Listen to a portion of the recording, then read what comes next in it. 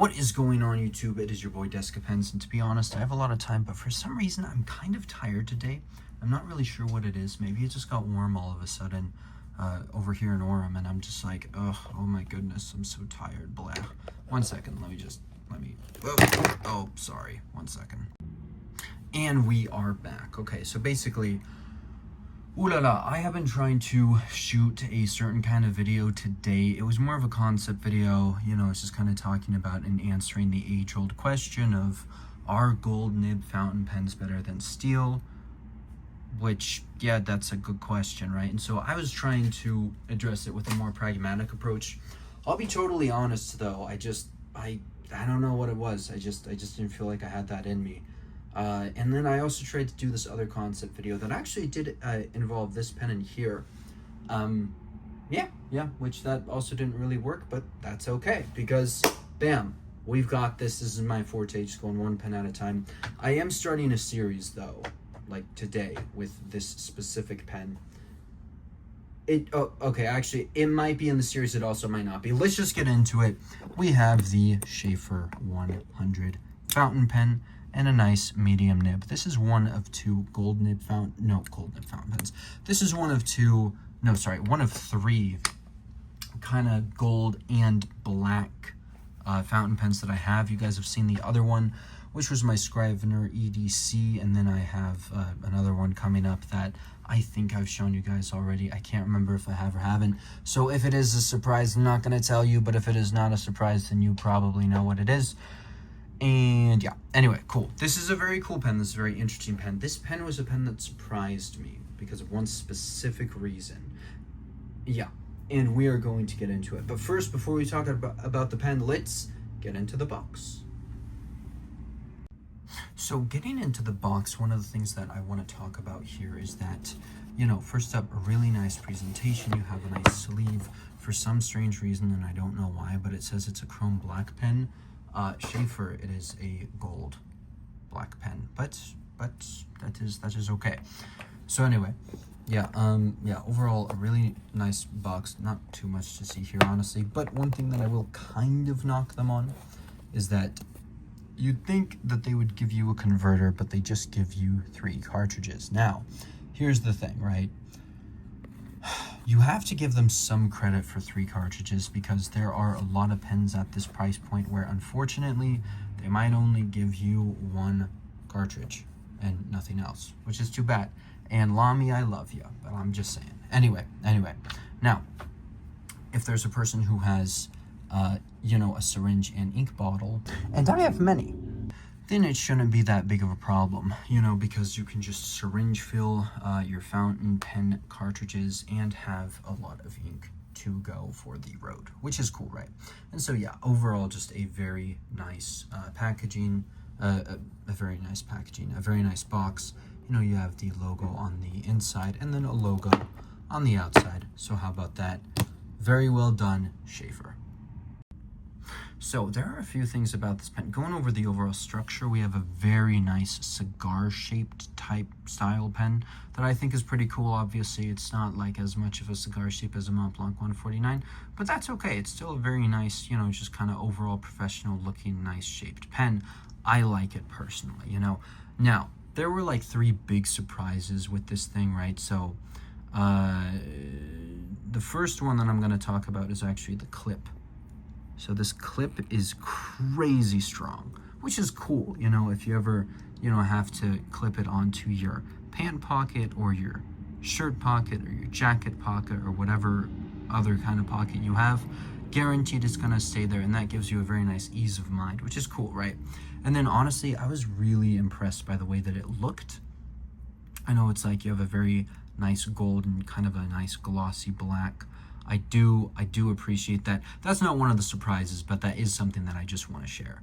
And then of course, you have the white dot right here.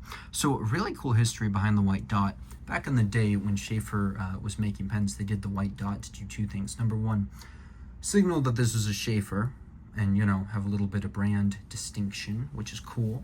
And they're still doing that today, so great. But then the other thing, which not as cool and kind of sad, is that when they had this little white dot, it was meant to be a lifetime guarantee. Like, if you break your pen, we will fix it. But sadly, they're not guaranteeing that anymore, which is too bad, but, you know, just kind of, yeah, just kind of happens. Anyway, so bam, this is the top and finial right here. Very, very nice. You can see the camera. That's cool. And here's the bottom and finial, and you can once again see the camera. Kind of looks like a spider, but anyway. All right, so getting into the second surprise, it was this. Look at that. I know. What is it? Metal threading on metal threading. That is pretty cool. That is something I feel like you don't actually see a whole lot of out of the industry anymore. And now some people like that, some people don't. I thought it was cool. So shout out to Sheaffer for doing that. That is a cool thing. And then of course, you know, we have this beautiful nib right here. It is just decorated. And it's decorated very, very well. You know, you see the Sheaffer, the medium, a little bit of nib creep. I'll let you guys know ahead of time. This is Noodler's Canyon Baltimore blue that we're looking at. The grip right here, despite being metal, very, very grippy. You know, for those who are wondering, I have a Lamy Studio that is in sort of, you know, a metal grip and all that. Some people say that's slick. Okay. This sucker doesn't feel slick. Maybe that's the shape. You know, maybe it's the fact that, you know, sort of starts narrow, it kind of gets a little bit thicker, and then it narrows again, but then it also kind of flares out up here. I like to hold it really close like this, but then, you know, I find my hand going like this, and then sometimes back here, and, you know, it's kind of adjusting all over the place. Not because it's slippery, because I do that with a lot of pens, just because, why not, right? But again, overall, this does not fatigue me.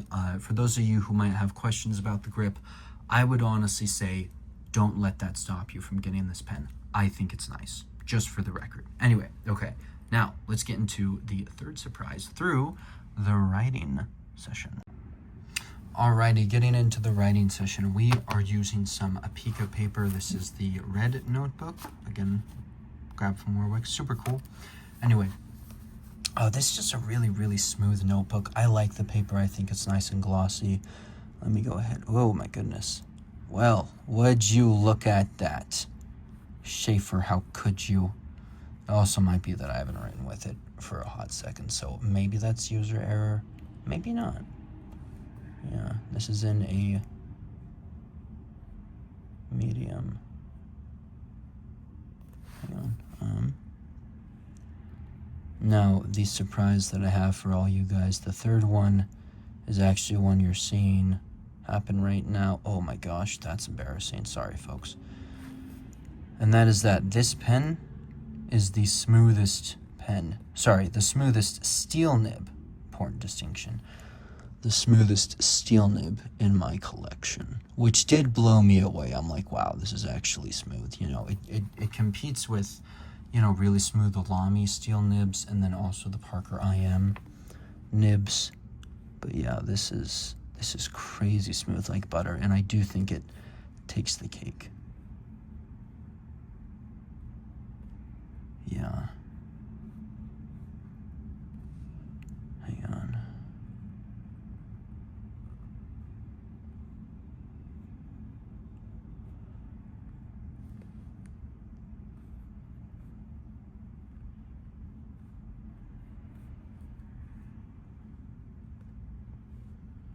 Yeah. The cap, by the way, doesn't feel very back heavy, you know. I know that that's a big concern, especially with heavier pens for people who, you know, want a metal pen but don't want to be weighed down by it all the time. Oh my gosh, lazy sleeping dog. Wow, I'm sorry guys. What is going on with me today? I am honestly just tired. I don't know what it is. Oh well. Yeah, and this is Noodler's. I'll tell you, writing past a tripod, it's a little challenging sometimes. Baltimore Canyon Blue. Yeah, I don't feel like the posted cap gets in the way of it at all. I think it's totally good. obviously, you know, if you write with it unposted, here's the cap in my hand, then yeah, it's gonna feel a lot lighter, and maybe that's something that, you know, the person who gets this will just want to do, and that's totally good. But I feel like it posts well. I feel like it balances well. In terms of like, is it the best balanced pen in the world? Not really, but I mean, like, you know, it's not the worst balanced pen. You know, it's like there are some companies out there. I'm not gonna name names. All right, I am gonna name names. It's like the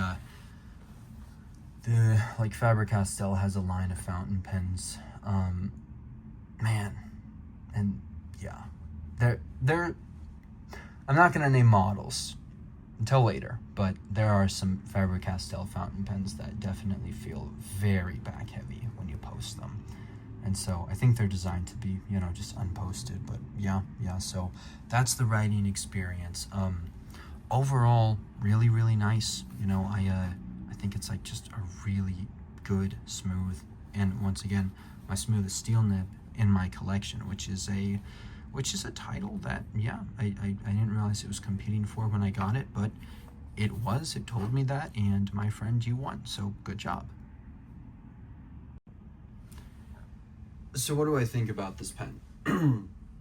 I like it, you know. I recommend you guys get it on eBay. It's going to be the best price, the lowest price. They're selling it for $40 right now. And yeah, overall, it's just a really, really great writing instrument. I had sort of a weird thought, and like I kind of feel like it's sort of a gentleman's pen. You know, there's this one guy who I actually follow on YouTube, and his name is Gentleman's Collective, and he's like this kid from Britain, but he's, you know, he's living in Chicago right now, and he's trying to create a generation of young men who are gentlemen, basically, which I think is actually a really cool idea. And he talks about the importance of like having a nice writing instrument and writing handwritten notes and all that, and this is actually his pen of choice. And I'm like, hey, you know what? That would actually be a really nice pen to check out and review. And I will say that I can see why he grabbed it, because like the metal threadings, I mean, he's probably not a stationery expert, but he did luck out on that, I'll tell you. And if he was looking for the metal threadings and doing some research, honestly, good for him, you know, because I think that he did a really good job at kind of finding just that one fountain pen that was, you know, going to provide some value in his life, and this definitely does, you know. And so, I mean, is it the ultimate gentleman's pen? That's a good question. I don't know. Maybe not. You know, let me know what you guys think down below. It's possible some people might think it's Parker, some people might think it's Waterman, some people might think it's Sheaffer. You know, it just kind of depends. But yeah, I think his overall principle was really cool, and yeah, like I definitely like the Sheaffer 100. Just in closing, you know, if you guys are debating this pen, I would say don't. Just get it, enjoy it, and yeah, have a great rest of your day. This is Deska Pens, signing off.